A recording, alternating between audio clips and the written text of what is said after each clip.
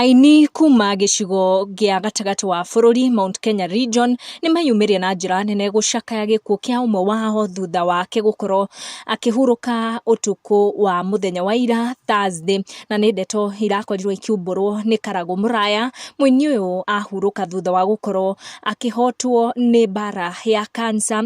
Mbeca nĩ irakorirwo igĩcangwo nĩ Akenya wendi mwega nĩguo athiĩ surgery yake ya kana na nĩguo akorwo akĩamũkĩra ũrigiti, no ndanakinyanĩria matanya macio na arakorwo akĩhurũka. Anita Stanley ararĩ wa kaunti ya Kirinyaga na arendagia mĩgũnda kana maburoti, na nĩ aratambũrĩkanĩte mũno nĩ ũndũ wa wĩra mwega ararutaga na kambuni cia gũkũ bũrũri-inĩ gũkorwo akĩhe Akenya mwerekera arĩa marendaga kũgũra mĩgũnda. Arohurũka Uhoro na ahurũka kumana na mũrimũ wa cancer ya colon ĩrĩa ĩratũmĩte ombũke nginyagia mwena wa India kwamũkĩra ũrigiti, na nĩ acakayo na njĩra nene mũno. Akenya magĩmũcakaya makiuga, "You are a gem, you did everything with a beautiful smile, even when cancer was messing around with your health, you still retained some energy for a smile.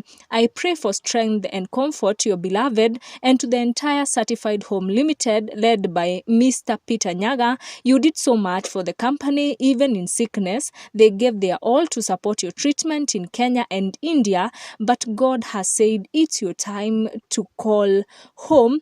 Go well, Anita. Tuonane baadaye."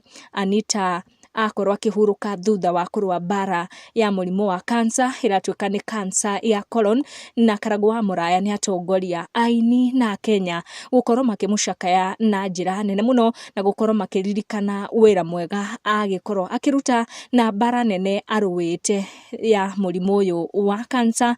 Arohurũka Uhoro.